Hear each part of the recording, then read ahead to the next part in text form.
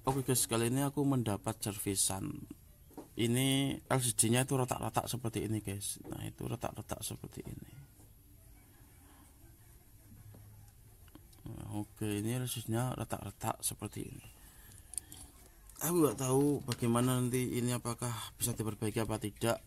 Namun di sini tetap aku berupaya untuk memperbaiki. Nah, sebagai tenaga ahli serba bisa, kita harus bisa berpikir untuk bisa. Nah, gitu. Oke, kita buka tutup dunia dulu.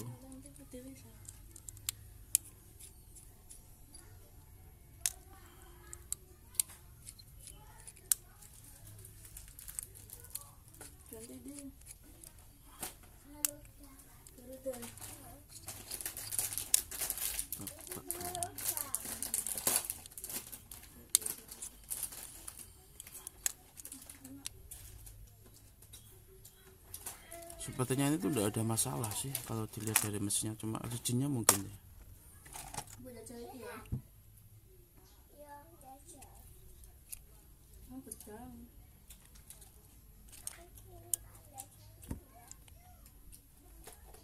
Nah seperti ini guys, ini LCD-nya retak ini. Nah ini retak-retak kayak gini, teman-teman bisa lihat ya, ini sudah ada apa itu, garis-garis. Posisinya itu ada di sini. Penyebab utama retaknya itu ada di ini, di sini ya, pojok sini. Nah ini retaknya ini seperti ini guys.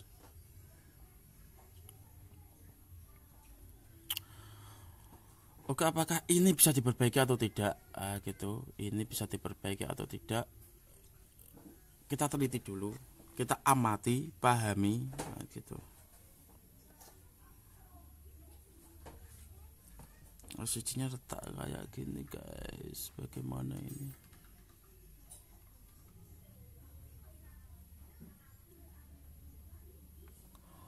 Oh, ini guys ya. Kelihatan jelas ya situ ya. Wah ini tuh retak.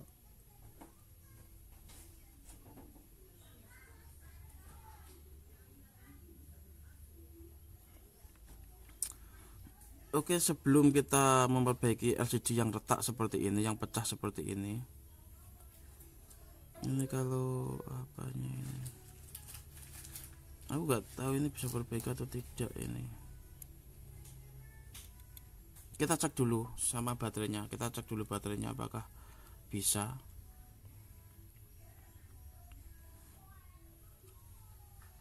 Untuk tidaknya kita belum cek.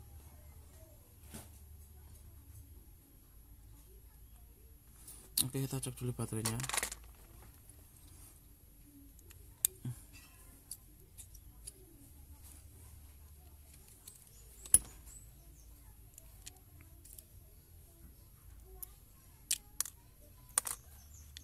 Waduh, baterainya ini juga sudah mau bocor ini guys.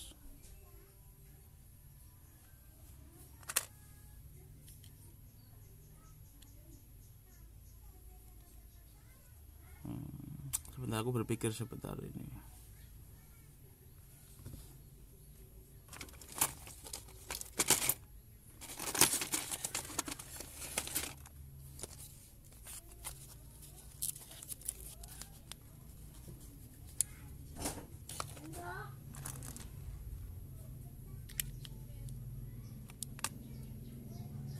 Dua 2032 ya. Tapi kok kecil ya, kak, 2025 ya modelnya. Apa ini, kita coba.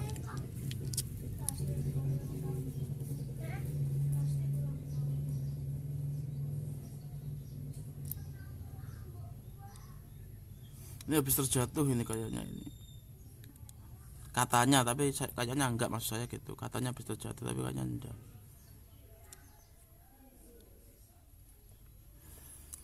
Oke, ini bisa guys.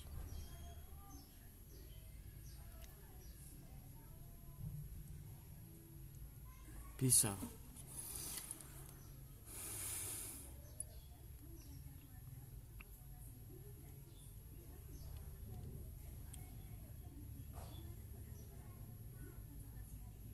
Hmm.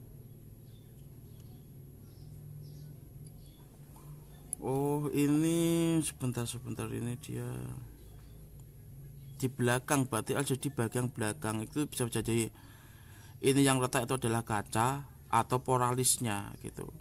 Jadi retak di sini itu kan LCD dibagi menjadi beberapa lapisan itu di konten apa itu sebelumnya di mekanisme. Nah, itu teman-teman bisa playback kembali ke cara servis jam tangan itu pada bab mekanisme itu sudah diterangkan, sudah dipelajari beberapa komponen LCD itu menjadi ada beberapa lapisan.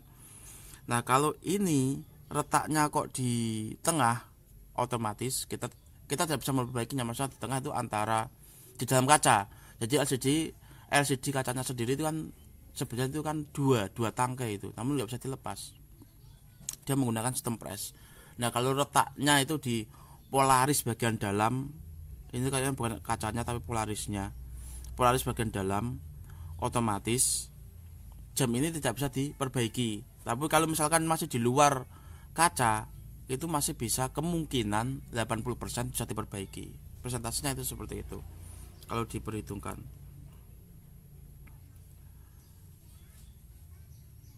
Oke, seperti buktinya kita akan perbaiki guys ya, sebagai bukti. Tapi ini kok kayaknya di tengah guys. Oke, kita perbaiki sebentar. Kan ini customer, kalau bisa diperbaiki perbaiki, kalau udah bisa ya nggak usah diperbaiki gitu kan, daripada diperbaiki malah rusak kan gitu. Itu kalau bisa diperbaiki perbaiki, kalau nggak bisa nggak usah diperbaiki kan, seperti itu. Ada peluang, ada pertimbangan. Nah gitu, pertimbangan itu maksud saya di pertimbangan itu ada peluang diperbaiki atau tidak. Nah itu sebentar, karena biaya servis untuk memperbaiki LCD sendiri itu lebih mahal daripada harga dari jam tangannya gitu. Kok bisa ya kan gitu, padahal komponen jam tangannya saja itu misalkan semua jam tangan tuh harganya segitu, karena pabrikan ini membuatnya skala besar. Skala besar ada komponen yang paten, istilahnya komponen paten itu diproduksi secara massal namun dia paten dan kita tidak bisa membongkarnya. Nah gitu, harus dibeli komponennya satu blok. Udah gitu. Nah untuk membeli satu blok ini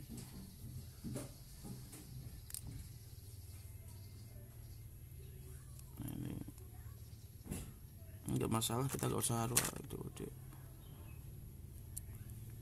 Ini kadang dijual per ecer itu menjadi lebih mahal. Nah situlah kenapa komponen itu atau servis itu kadang lebih mahal biaya servisnya daripada harga jam tangan tersebut. Nah seperti itu konsepnya, itu seperti itu mekanismenya, itu seperti itu.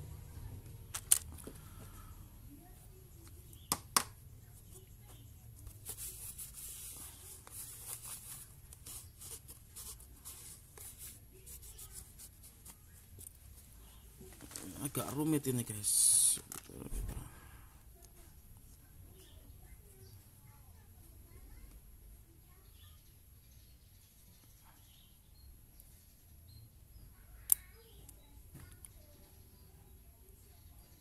Kita lepas LCD-nya dulu.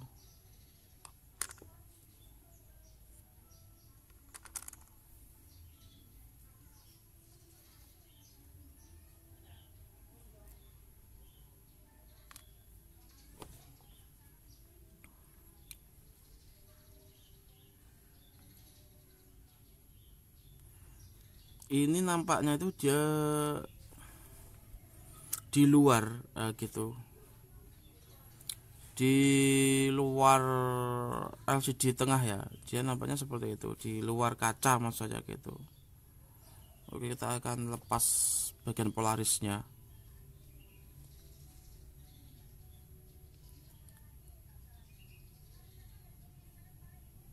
Kita lepas dulu bagian polaris secara hati-hati.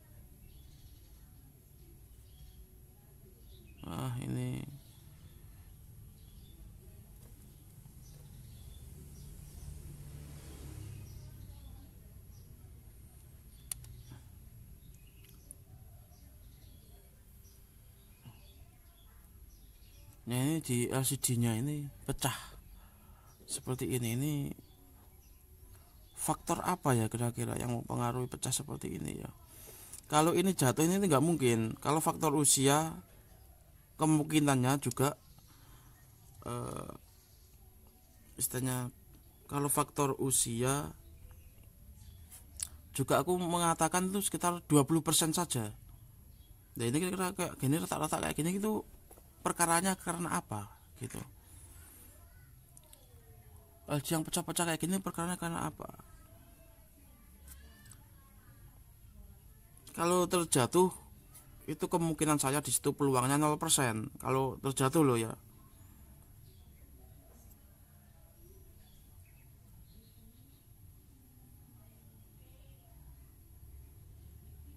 Ada peluang. Oke, kita masih belum pasti ini, ilmunya masih belum, cara permasalahannya itu belum diketahui.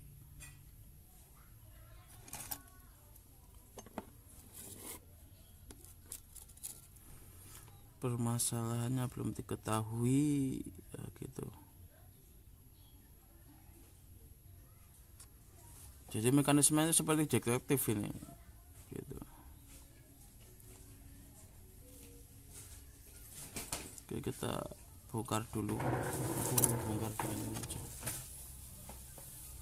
Ingat ya, ini tajam, aku menggunakan benda tajam, teman-teman harus hati-hati. Karena apa? Tipis ya, gitu. Aku membutuhkan alat yang tipis. Gitu.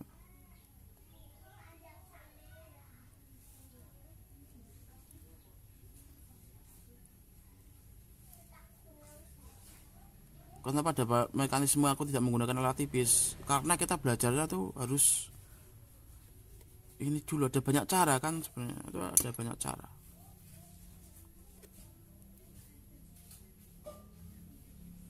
Oh iya, duh, ini adalah LCD-nya guys. Yang retak ini LCD kaca bagian belakang. LCD kaca bagian belakang.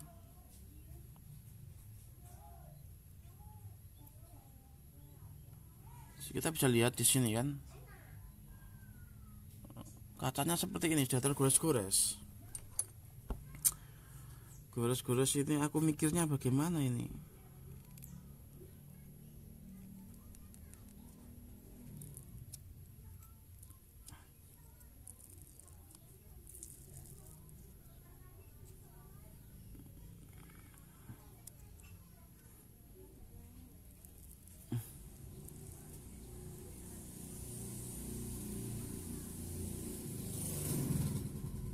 Ini kalau tak lepas di sini, kalau tak lepas, maka gambar atau sablonan pada jam tersebut seperti ini kan ada sablonannya, garis-garis kayak gini, dia itu apa itu kepolaris. Nah ini teman-teman bisa lihat, ini setiap jam itu LCD itu kan ada garisnya, garis mati. Kalau aku garis mati kan biasanya, maksud saya itu kalau dia powernya off, baterainya mati, maka garis ini masih nampak seperti ini. Nah itu modelnya sistem sablon, bukan langsung dari apa itu ya, program LCD-nya bukan situ.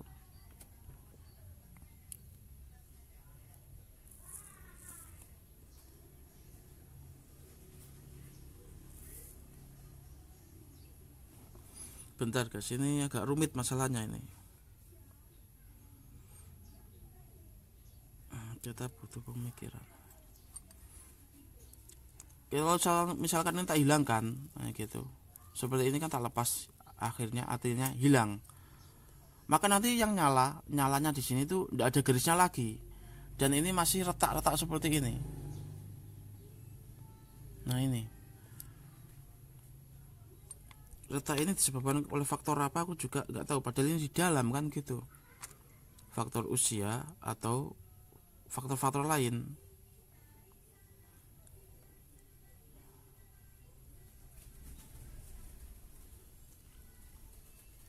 Oke, ada beberapa kemungkinan gitu. Satu kemungkinan. Semua kemungkinan. Sambil saya berpikir ini diagnosanya apa. Aku ngopi dulu. Karena ini agak rumit masalahnya.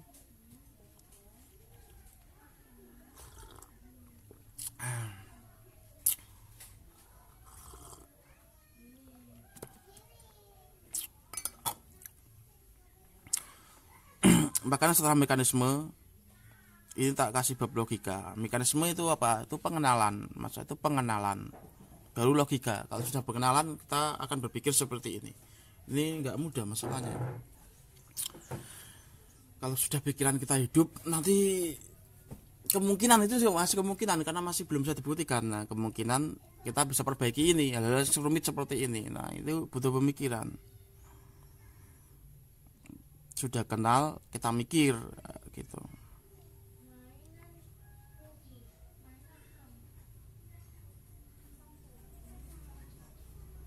Oke. Setelah saya sudah memikir, saya kalau disebutkan di sini pantas enggak? Saya makan permen dulu. Saya itu ambil permen dulu. Permen orang dewasa maksud saya. Soalnya kalau tak sebutkan di sini enggak pantas.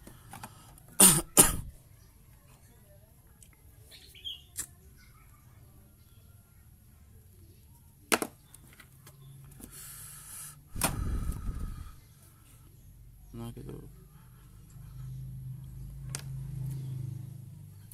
Oke, ini aku sudah makan permen.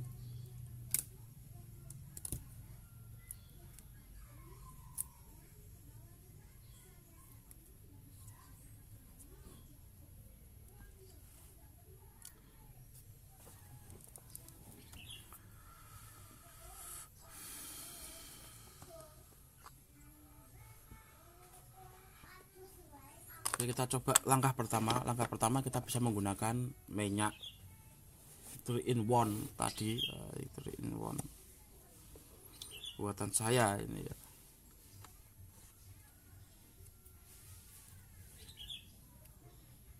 Kita gunakan minyak ini. Ini hanya uji coba, bukan langsung. Kalau misalkan uji coba berhasil, berarti kita gunakan minyak ini 100% gitu. Karena kita masih belum tahu kerusakannya ini di mana ini.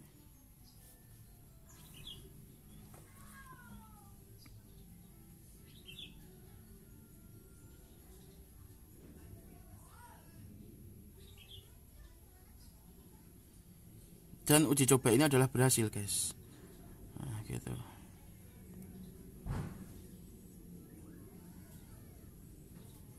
Yang artinya itu adalah letaknya LCD ini adalah hasil rekayasa dari Polaris gitu. Hasil rekayasa dari Polaris yang retak ini.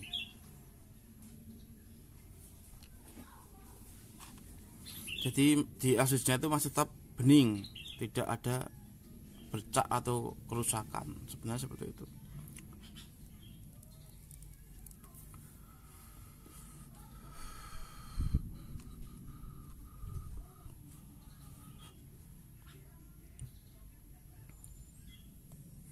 Namun belum bisa saya asumsikan begitu karena aku belum memastikannya secara 100%. Kita hanya meminimaliskan atau bisa menghilangkan secara keseluruhan, itu juga tergantung nanti gitu. Belum bisa ngomong. Namun di sini setelah saya mengamati ini lebih dari 70%, saya taruh persentase untuk menyimpulkan, juga ada persentase semua nilainya. Saya menyimpulkan ini 90% bisa tuntas gitu.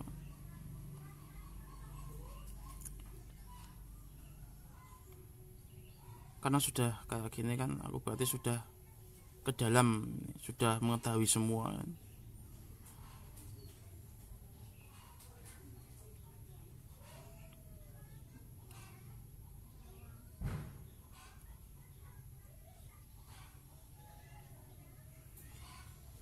Oke, setelah kita lumasi dengan minyak seperti ini, ini kadang juga terjadi di LCD bagian dalam. Nah, kalau bagian dalam itu kita harus menggunakan sistem press ulang. Sistem press ulang itu sulit, tekniknya susah. Bahkan kemarin aku sudah menerapkan sistem press ulang, itu tidak sempurna. Itu masih ada satu garis sini aja yang tidak bisa nempel, dan maka terjadi atau menyebabkan angka itu putus, angka di LCD itu putus.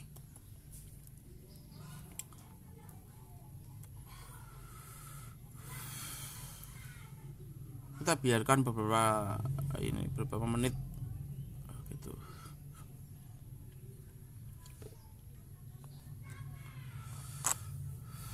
Ini metodenya agak rumit. Nanti kita akan, kalau misalkan ini bisa diterapkan ya diterapkan, kalau nggak bisa ya dihilangkan gitu.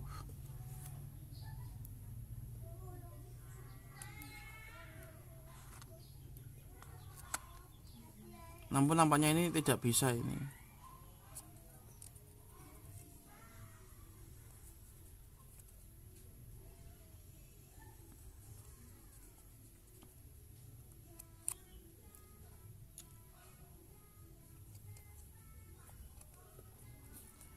Tembus ini guys.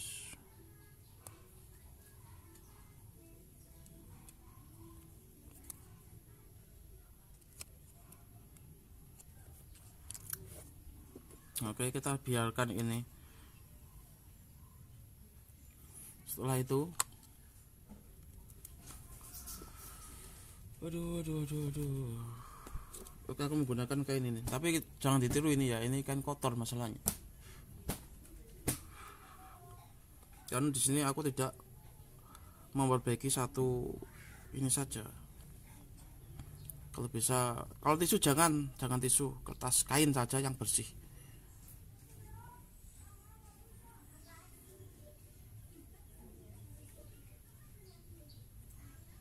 Nah, ini kita coba untuk dilap ini.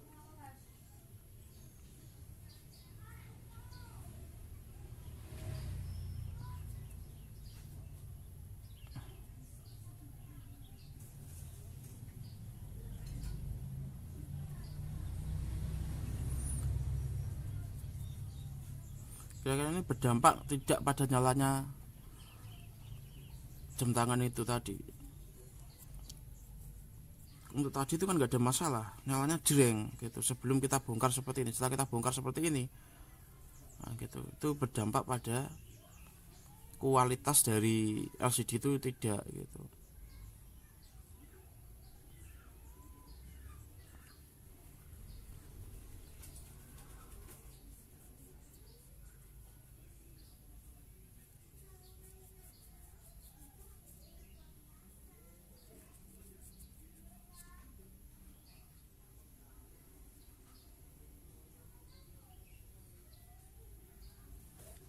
Oke, ini udah lumayan ya guys ya.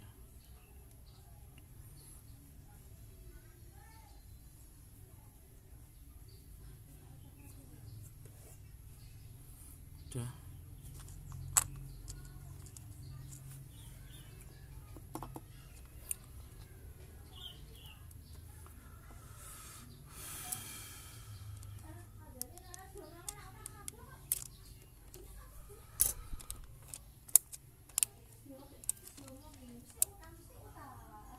Ini juga nggak bagus ini.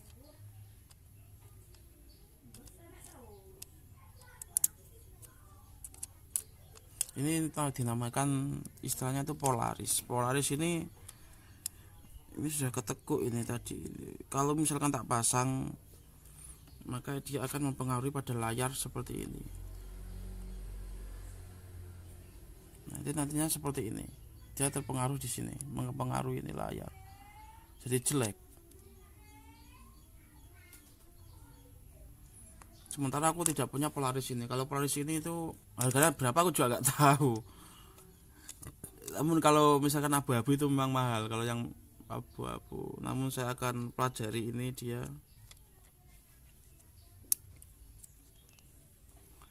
Apakah ada alternatif lain maksud saya gitu untuk mengganti komponen yang ini. Kalau misalkan beli ada gitu. Cuma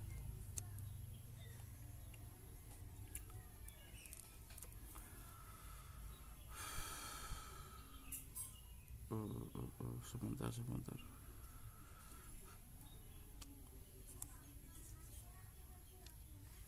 Mahal tidaknya saya tidak tahu.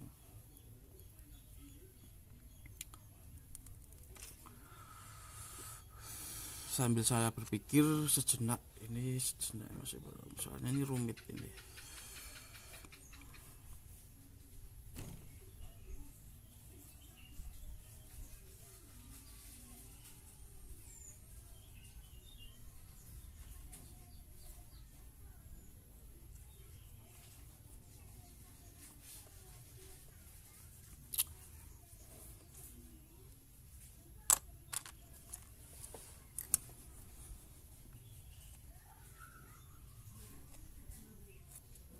Ini itu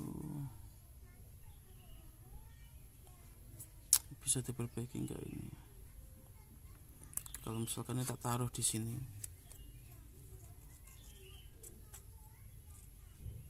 artinya gini salah. Berarti begini.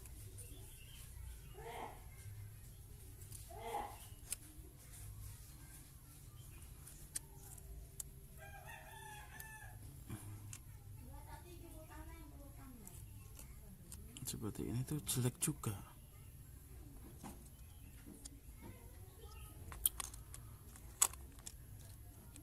Oke, saya berpikir